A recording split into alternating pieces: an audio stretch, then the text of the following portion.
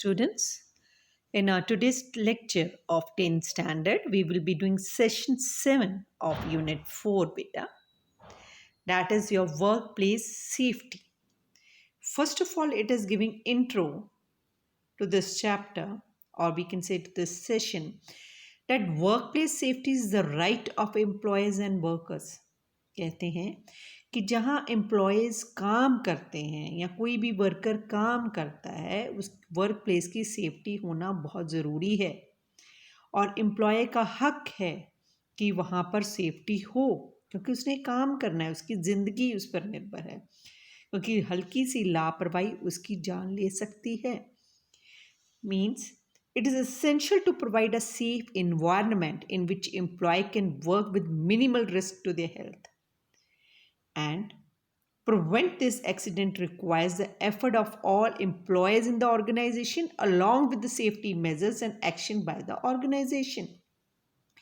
कहते हैं work place safety workers का हक है, नो डाउट, लेकिन उनके ड्यूटी भी है कि वो अपनी जगह जहाँ वो काम कर रहे हैं वहाँ सेफ्टी का ध्यान रखें, ऑर्गेनाइजेशन का जो हेड है उसके साथ.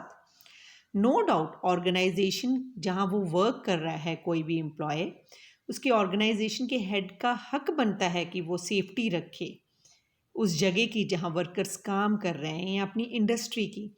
लेकिन उतना ही हक या उतनी ही ड्यूटी किसकी बनती है? वर्कर्स की, in order to keep the workplace safety. So, if the employees and workers follow certain safety rules, कहते हैं कि अगर employers या employees safety rule का ध्यान रखते हैं, the risk can be minimized of the accident which are occurring due to one or the other reasons. In this session, we shall talk about the various safety rules which should be followed at the work place. ये पूरा इस chapter के अंदर, इस पूरे chapter के अंदर या सेशन के अंदर हम लोग सीखेंगे कि हम लोग किस तरह प्रिवेंट कर सकते हैं कोई हज़ार्ड होने से या कोई भी गलत काम होने से. गलत काम इन द सेंस कि सेफ्टी से रिलेटेड कुछ ऐसा हज़ार्ड ना हो जाए जिससे किसी की जान जा सके. अब कुछ इन्होंने जर्नल ऑफिस सेफ्टी रूल्स बताए हुए हैं. एक कहते हैं in order to maintain safety at office और वर्क प्लेस, सेफ्टी रखने के लिए ऑफिस या किसी वर्क प्लेस की बहुत ज़रूरी है और उसके पीछे काफ़ी रीजंस या कॉजेज़ होती हैं जिसके कारण कोई भी एक्सीडेंट होता है या इंजरी होती है. और कुछ उन्होंने कॉजेज़ डिस्कस कर रखे हैं, जैसे कि स्लिप हो जाना पैर का, ट्रिपिंग होना. ट्रिपिंग मीन्स जैसे किसी चीज़ पे पैर रखा जाना और इम्बैलेंस हो जाना, और उस इम्बैलेंस होने के कारण फॉलिंग हो जाना या फॉलिंग हज़ार्ड्स हो जाना.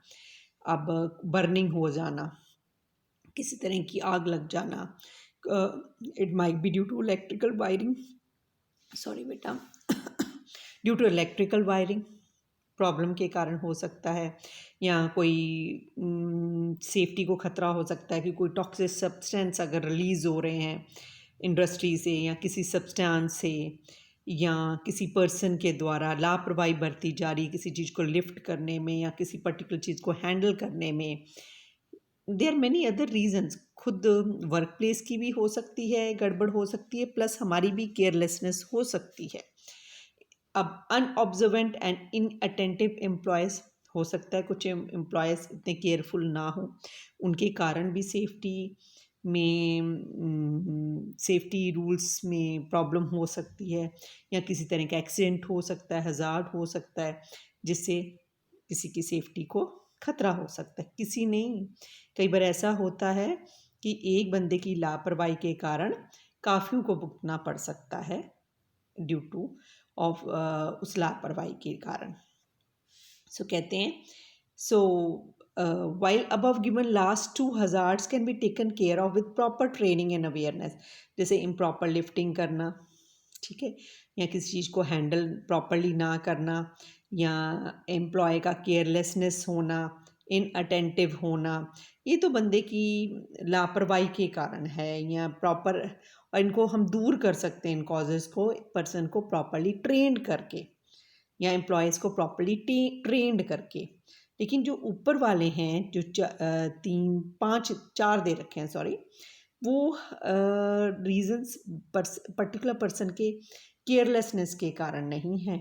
मीन्स हम उसको ट्रेन नहीं कर सकते, बल्कि कुछ ध्यान रखकर हम उन हज़ार से दूर हो सकते हैं। लास्ट के 2 हम पर्सन को ट्रेंड या वेयर करके हम दूर कर सकते हैं। जो पहले 4 हैं, हमें उनको ध्यान रखना पड़ेगा, ठीक है, सेफ्टी रूल्स का, ठीक है। For the rest of the hazard certain safety rules should be followed, which we are going to talk about in the coming lines. Now the next page they are covering, that is 265। इसके अंदर बता रहे हैं falls and slips prevention guidelines, कि कोई हमने जैसे भी रीज़न बताया कि कोई गिर जाता है तो कहते हैं हम मतलब फॉलिंग हज़ार्ड्स होते हैं। Falling hazard means imbalance body का होने के कारण गिर जाना। इससे हम कैसे बच सकते हैं? जैसे क्यों हम गिरते हैं? अगर जहाँ हम चल रहे हैं अनइवन जगह होना, फ्लोर होना, या सुटेबल, कई बार होता है कि फ्लोर के ऊपर कवरिंग, उससे हम अड़ जाते हैं और गिर जाते हैं, या फ्लोर का गीला होना, लेवल कहीं ग्राउंड का ऊपर है लेवल, कहीं नीचे है, मीन्स प्रॉपर लेवलिंग में ना होना, या बीच में केबल्स वगैरह होना जिससे हम बीच में हो सकता है हमारा पैर अटक जाए और हम गिर जाएं, या पुअर लाइटनिंग होना, हमें दिखाई ना देना, या साफ़ सफाई प्रॉपर ना होना। जैसे कोई अब केले का छिलका गिरा हुआ है तो हम गिरेंगे ही, प्लस हम अटेंटिव नहीं है तभी गिरेंगे। अगर हम वो छिलके को उठाकर कहीं एक साइड में गिर देते हैं तब भी बच जाएंगे। मीन्स हमें अटेंटिव भी रहना ज़रूरी है। तो कहते हैं, अब उन्होंने ये तो रीजंस कॉजेज, मतलब पहले उन्होंने कॉजेज बताए हैं, अब वो प्रिवेंशन गाइडलाइंस बता रहे हैं, ठीक है। ये तो कॉजेज थे, अब हम इससे कैसे बच सकते हैं? तो कहते हैं arrange office furnishing in a manner that provide unobstacle areas for movement. कहते हैं अब जैसे अभी मैंने बताया कि अनइवन फ्लोर का होना, अगर इवन होगा तो गिरेंगे नहीं। अगर वेट है जगह है तो हमें सूखा, पहली बात है गीला रहने नहीं देना चाहिए, उसी वक्त साफ़ कर देना चाहिए। किसी भी कंपनी में, बेशक घर में भी बेटा, ठीक है। अगर गीला है वन और द अदर वे, जैसे बारिश हो रही है, ठीक है, प्रॉपर मैट्स रखने चाहिए जिससे पैर साफ़ किए जा सकें, ओके। या काफ़ी एरिया में हम नहीं प्रॉपरली साफ़ कर सकते, या कोई मैट से वो काम नहीं चल सकता, तो हमें कॉशंस या कुछ ऐसे साइंस लगाने पड़ेंगे जिससे पर्सन्स को पता चल जाए भी आगे प्रॉब्लम है। अगर कोई फ्लूइड गिर गया है तो उसको स्पिल, जो भी फ्लूइड स्पिल है उसको क्लीन अप करना, या कोई भी हमारा गार्बेज वगैरह उसको प्रॉपर जगह पे थ्रो करना, जैसे केले का छिलका हो गया, या कुछ इस तरह का वेस्ट मटेरियल है जो बर्न हो सकता है, उसको थ्रो कर देना ऐसी जगह पे जहाँ पे वो एक्सपोज ना हो फायर की चीज़ को, या उसमें आग ना लग जाए, ठीक है। तो there are the various reasons जिनको हम फॉलो करके या ध्यान रख के हम लोग प्रिवेंट कर सकते हैं फॉल्स का या स्लिप्स का। अब जैसे कोई पेपर्स वैसे ही पड़े हैं, तो हो सकता है उसके पास इलेक्ट्रिक शॉक हो जाए, वो पेपर्स के ऊपर गिरे और आग लग जाए, या कोई ऐसे पॉलीथीन पड़े हुए हैं वहाँ पे रफ, तो अगर हमने उनको पहले से डिस्पोज कर दिया तो आग लगने के बड़े कम चांसेस हो जाते हैं।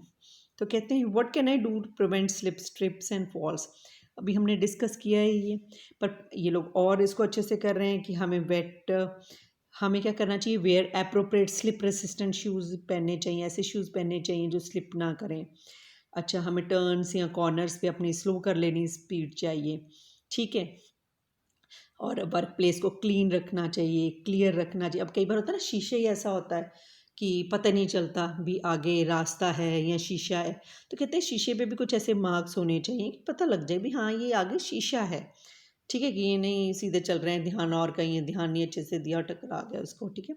अगर वेट फ्लोर्स हैं उसको क्लीन कर देना चाहिए, या अगर नहीं कर सकते तो साइंस वगैरह ऐसे लगाने चाहिए जिससे पर्सन को पता चल जाए कि हाँ some wet place is there. अब आगे अगले पेज पे 266 पे भी they are discussing the same, ठीक है। अब that is parking lot and grounds, stay alert for uneven surface. कहते हैं अगर अनइवन सरफेस है थोड़ा अलर्ट रहना चाहिए देखते वक्त या चलते वक्त, ठीक है। अब watch for PAT holes when moving between vehicles. अब व्हीकल्स के बीच में से निकल रहे हो, ध्यान रखना चाहिए। एनीथिंग कैन इज़ पॉसिबल, या एकदम वो चल पड़े, ठीक है, आपको लग रहा है एकदम लाइट सिग्नल इस तरह हो जाए कि आपका व्हीकल चलने लग जाए, तो you have to be careful. Stairs पर भी चलते हुए हमें जंप करते हुए नहीं चलना चाहिए, और एक हाथ हमेशा फ्री रखना चाहिए जिससे आप रेलिंग को पकड़ सको। और आप इस तरह भी, ये ना कुछ आपने पकड़ा हुआ है, आप चल रहे हो और आपको दिख ही नहीं रहा आगे, तो नेचुरली क्या होगा, टकराओगे ही आगे, ठीक है कि नहीं। So do not allow electrical cords और other object to extend across a walkway. कई बार होता है तारें ग्राउंड पे बिछी हुई हैं, हो सकता है उसमें करंट आ जाए, कहीं कहीं पे क्रैक हो, आपका पैर, आप नंगे पाँव हो, उस पर टिक जाए, है ना, तो करंट लग सकता है। तो इन बातों का क्या है, हम लोग को ध्यान रखना चाहिए। अब अब लैडर्स हैं, अब ये देखो कैसे खड़ा है, इस पिक्चर में दिख रहा है सबसे ऊपर चढ़ के खड़ा है, तो नेचुरली क्या होगा, गिरेगा ही। तो कहते हैं ठीक है, हमें लैडर्स यूज़ करना चाहिए चेयर या टेबल्स या बकेट्स की जगह, लेकिन use the correct ladder for the job and never step on the top platform for any ladder including a step ladder बेटा। अब अगले में ये डिस्कस कर रहे हैं कोई काफ़ी बेसिक सेफ्टी रूल्स बेटा, और अफेक्ट क्या हो सकता है फायर से। कहते हैं fire safety is very important for every work place, fire can also be dangerous if not handled properly. कहते हैं बहुत डेंजरस हो सकता है अगर हम इसको प्रॉपरली हैंडल नहीं कर सकते हैं। कहते हैं अगर फायर कोई चीज़ पकड़ लेती हैं तो क्या होगा, विद इन सेकेंड सब कुछ तबाह कर सकता है, ठीक है, विद इन 30 सेकेंड। और डिसऑरियंटेशन होगा, मीन्स आप अपनी जगह से जो थे वो नहीं रहोगे, डिसऑरियंटेशन हो जाएगा, और अनकॉन्शियसनेस हो सकता है, बेहोश हो जाओ या आपकी डेथ हो जाए ऑफ एनी पर्सन, है ना। So we have to be very much careful regarding it.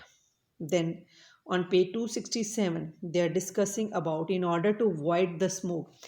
पहली बात वो कहते हैं, दूसरी बात कि हमें आग से ज़्यादा स्मोक से खतरा है, ठीक है, फ्लेम से तो है ही है, स्मोक भी कम खतरनाक मत उसको समझो, ठीक है। कहते हैं कि you should be very careful even when the smoke is there. It is often suggested to cover the nose and mouth with a wet handkerchief and lie down or low while moving out as the smoke rises, and this one can minimize the danger by fire smoke। ठीक है, कहते हैं wait handkerchief से अपने मुंह को, nose को ढक लो, ठीक है, और या नीचे लेट जाओ if the smoke is there. अब उन्होंने काफ़ी बेसिक रूल्स डिस्कस कर रखे हैं, one various 11 rules they have given on page 267 they have given it। First of all, put the phone number of the fire department near the phone। कहते हैं कि भी कोई भी अनजान आदमी भी डायल कर सके, नंबर पास में ही रखना चाहिए फायर ब्रिगेड्स का जहाँ फ़ोन है। और eliminate fire hazard through good housekeeping, waste material और रबिश इधर इधर फेंकना नहीं चाहिए, जिसको आग लग जाए उसको डिस्पोज कर देना चाहिए। Keep flammable material inside proper container, जहाँ आग ना लग सके, फ्लेमेबल मीन्स जिसमें आग लग सकती है, ऐसी चीज़ को प्रॉपर कंटेनर में रखना चाहिए कवर करके जिसमें आग ना लगे।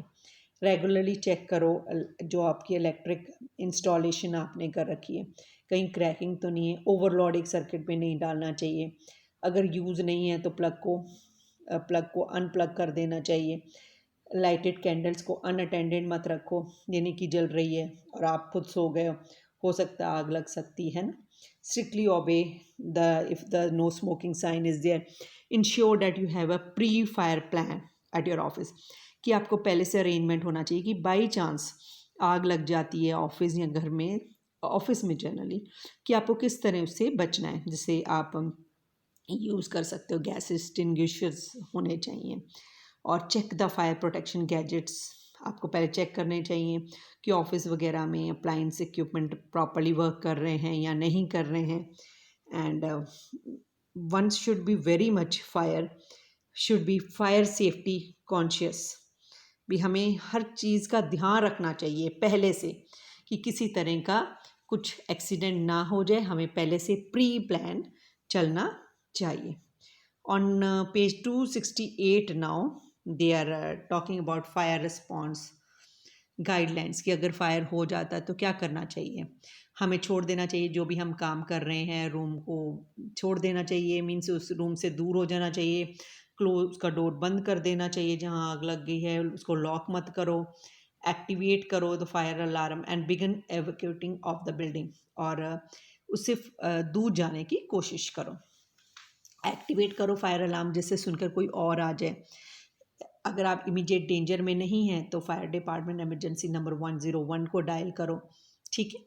If you are formally trained in fire fighting techniques and are not in immediate danger, you may attempt to fight the fire using a fire extinguisher. कहते हैं अगर ज़्यादा इमरजेंसी में नहीं हो आप, ठीक है, इमीडिएट डेंजर में नहीं हो, तो आप फायर एक्सटिंग्विशर को यूज़ कर सकते हो। फायर को बुझाने वाले का होता है ना, जो गैस सिलेंडर से दिखाई दे रहे हैं, इसकी हेल्प से आप आग बुझाने की कोशिश करो। और कभी भी एलिवेटर्स का मत यूज़ करो। एलिवेटर्स जब आग हो जाती है, never use the elevators. Elevators means lift का, लिफ्ट से ऊपर या नीचे बिल्डिंग के मत जाओ। अब वो कह रहे हैं how to use a fire extinguisher. कहते हैं कि आपको इन 4 पॉइंट्स का ध्यान रखना चाहिए। पास, पास मीन्स पुल करो, ये देखो आपको दिखा भी रहा है, पिन को पुल करो। ठीक है। एम कहाँ करो, नीचे की तरफ, कि उसका पाइप रखना है बेस जहाँ पे आग लगी हुई है। और then next, S stand for squeeze the operating levers. बेटा देखो ये घुमा रहा है ना, और फिर उसके बाद क्या करना है, स्प्रे करना है। और अब ये देखो बेटा, in general there are 3 method of extinguish fire. 3 method हैं। Number 1 that is cooling, smothering and starvation. Cooling का मतलब this is done so has to eliminate one of the element of fire which is heat, and it can be achieved by the use of water और sand. तो क्या eliminate करना है, one of the element of fire. Fire के एक element को हमने दूर करना है जो कि हीट है। कैसे हीट को दूर कर सकते हैं, पानी से या सैंड से। और स्मूथरिंग का मतलब क्या, process help to eliminate oxygen, and oxygen से और ज़्यादा भड़केगा। ठीक है, आग भड़कती है ना, और ज़्यादा फैलती है। एंड हम प्रोसेस करें कि हेल्प हमें करनी चाहिए, कोशिश करनी चाहिए, हम कह सकते हैं, कि जिससे ऑक्सीजन को एलिमिनेट कर सकें। और ये हो सकता है कि किसी पर्सन को जैसे कोई आग पकड़ लेती, ब्लैंकेट उसको कवर कर दो, या फोम एक्सटिंग्विशर का यूज़ करें। And third is your starvation. This is a process of cutting out of fuel supply, कि जहाँ से आग आ रही है उस चीज़ को कट करने की कोशिश करो कि आगे आग फैले ही ना। अब जैसे खेतों में लग जाती है आग, तो क्या करते हैं, अब जैसे ट्विग्स होते हैं, उनको एक ट्विग से दूसरे ट्विग या कोई भी चीज़ इस कवर कर पकड़ लेती है, आग पकड़ लेती है। तो हमें क्या करना चाहिए, इसको रिमूव करना है। तो क्या करते हैं, कई बार अलग पता लगता है ना जैसे आग आ रही, तो ट्रैक्टर से क्या है, उस एरिया को प्लगिंग कर दी जाती है, कि जिससे आग आगे ना फैले। Okay, now next page they are covering, that is 269 बच्चे।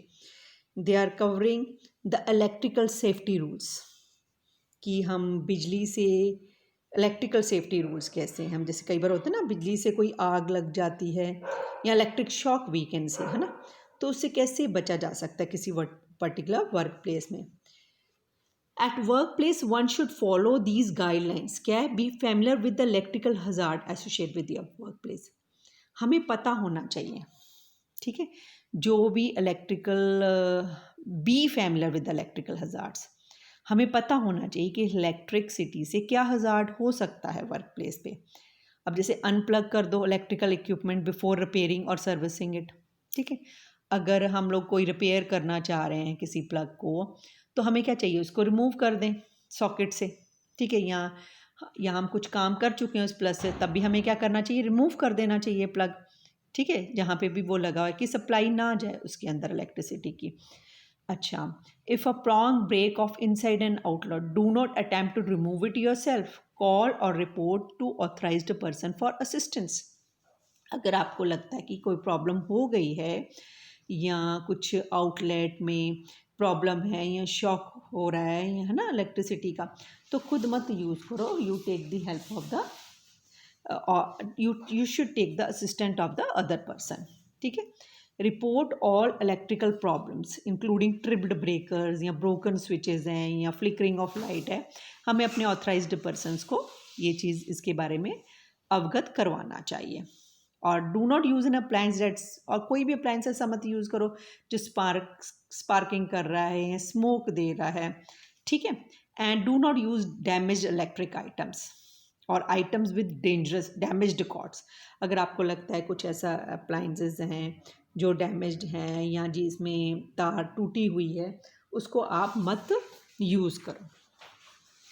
And keep electrical equipment away from water. और पानी के पास कभी भी इलेक्ट्रिकल इक्विपमेंट को मत रखो, मत यूज़ करो, ठीक है, बिकॉज उससे वायर, क्योंकि electric shock can be there, ठीक है। And next point is use CFCI whenever possible, that is ground fault circle interrupter. अब हमें हमेशा यूज़ करना चाहिए as much as we can do it, because it detect the grounding problems and shut electricity off to prevent a possible accident. क्योंकि कोई भी grounding problem है उसको बंद करता है इलेक्ट्रिसिटी की, रोकता है, प्रिवेंट करता है कि कोई एक्सीडेंट ना हो सके। और plug in high what appliances only after considering load. आपको देखना चाहिए कि कोई पर्टिकुलर जो प्लग है कितना लोड ले सकता है, कोई भी सॉकेट, कोई भी आपका पोर्ट कितना आपका इलेक्ट्रिक वॉ कितने, मतलब कि कोई पर्टिकुलर सॉकेट में तारे किस तरह की हैं, वो कितने वॉट के अप्लायंस को होल्ड कर सकता है। तो पहले इसको कंसिडर करो और उतना ही यूज़ करो, उससे ज़्यादा यूज़ करने मत करो, क्योंकि then the electric shock can be there. And then they have discuss dos and don'ts, कि हमें क्या करना चाहिए क्या नहीं करना चाहिए। इन्हीं में से इन्होंने पॉइंट्स दिए हैं, just go through it. And use of first aid they are discussing in the last of this page. First aid means, पहली aid means it refer to the first response, कि हमें क्या करना चाहिए अगर बाई चांस कोई illness हो जाती है, कोई इंजरी हो जाती है, ठीक है, तो हमें उसको किस तरह हैंडल करना चाहिए before we go for any medical help. Okay, अब जैसे किसी की बोन ब्रेक हो गई है या, तो क्या है, उसको किस तरह हैंडल करना है हाथ को, ठीक है। ब्लीडिंग हो रही है, उसको कैसे हैंडल करना है, मान लो नोज से ब्लीडिंग हो रही है, then how to handle the things. They have discussed these points on 2 पे 270 आल्सो, ठीक है। अब बर्न हो जाता है, जैसे पानी के नीचे रखना है, फ्रैक्चर है तो स्प्लिंट उसके नीचे यूज़ करो, ठीक है। अगर चॉकिंग हो रहा है किस तरह यूज़ करना है, अगर ब्लीडिंग हो रही है तब कैसे करना है, तो various points they have discussed over here बच्चे। Then in the next page you just go through it, because I think you have done already in this science, है ना। अब next they are discussing about the case study of hazardous incidents.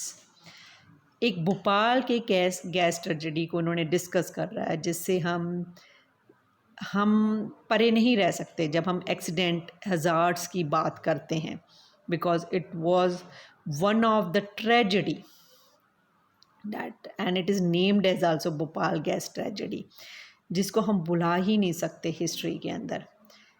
अब 1984 में it happen on one of the night, that is 1 PM on December 3rd, because एक plant था that was named union carbide corporation, जिसमें methyl isocyanide leak होना शुरू हो गया और उस प्लांट में से, और जिसने हज़ारों की गिनती में जान ले ली, लोगों की, बच्चों की, बेजुबान जानवरों की।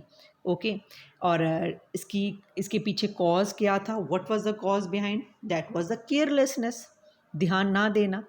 अब जैसे पेस्टिसाइड्स का बड़ा कम हो गया था उत्पादन, या उसकी हम लोग कह सकते हैं कि उतना जो भी वो प्लांट दे रहा था, पैदा कर रहा था, प्लांट केप्ट अप प्रोडक्शन, वो प्रोडक्शन तो करता रहा, लेकिन इतनी उसकी वैल्यू नहीं थी, प्रायोरिटी नहीं रह गई थी जो भी उत्पादन कर रहा था।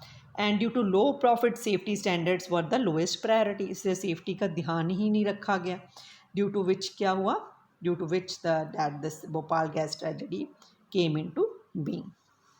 और इसके पीछे काफ़ी यही रीजंस थे।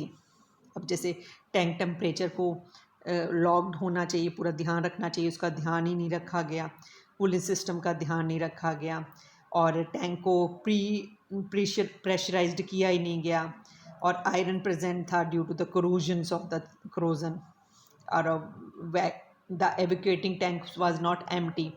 And these were the various reasons due to which the Bhopal gas tragedy took place. Now on the next page 272, they are talking about the what to do in response of the disaster. The government brought forth various legislations. अब इन्होंने इस कांड के बाद काफ़ी amendment की गई थी या कुछ न्यू रूल्स लागू किए गए थे. Protection act was taken because क्योंकि बेटा जो ये प्लांट भोपाल गैस ट्रेजेडी हुई थी, ठीक है, इंडस्ट्री की तो कमी थी प्लस स्टेट की भी इररिस्पॉन्सिबिलिटी थी, क्योंकि अगर उन्होंने ध्यान दिया होता तो ये ट्रेजेडी ना होती. तो काफ़ी एक्ट्स केम इनटू बीइंग हुए थे आफ्टर दिस. जैसे इन्वायरमेंट प्रोटेक्शन एक्ट इंटेक्टेड हुआ था 1986 में. Factories act was amended to include the list of hazards industries. मतलब इस एक्ट के अंदर ध्यान रखा गया था कि इस रूल के अंदर कहा गया था, उसको अमेंड करके ऐड किया गया कि लिस्ट बनाई जाए ऐसी इंडस्ट्रीज़ की जो किसी न किसी इस तरह के एक्सीडेंट को उभार सकती हैं. To may it included the list of hazards industries and the provision to locate an industry. ऐसी इंडस्ट्रीज़ को लोकेट करना जो ख़तरनाक हैं इन्वायरमेंट के लिए. फिर नेक्स्ट था पब्लिक लाइबिलिटी इंश्योरेंस एक्ट. एक और एक्ट है जिसका एम क्या था, provide immediate relief to the victims. अगर बाई चांस कोई प्रॉब्लम हो जाती है कि वन और द अदर एक्सीडेंट से, तो उनको रिलीफ दिया जाए, उनको हेल्प किया जाए. Next national green tribunal act was there, जो क्या डील करता था with the cases arising out of environment issues. जो इन्वायरमेंट इश्यूज के कारण कोई प्रॉब्लम आती थी वो इस एक्ट के अंदर डील की जाती थी. The next was hazards waste management, that is handling and transboundary of movement rules 2008 chemical accident. अब इस रूल्स के अंदर या इस मूवमेंट के अंदर क्या था, दैट इज़ जो वेस्ट होता है जिससे कोई एक्सीडेंट हो सकता है, ठीक है, उनको अंडरगॉन किया गया था या उनको टेक केयर किया गया था. या कोई किसी पर्टिकुलर केमिकल से जो एक्सीडेंट अगर हो सकते हैं, ठीक है, तो इस तरह के रूल्स इनेक्ट किए गए थे कि जिससे केमिकल कोई एक्सीडेंट ना हो सके या कोई भी वेस्ट मटेरियल से एक्सीडेंट ना हो सके. That's all with this session. Thanks.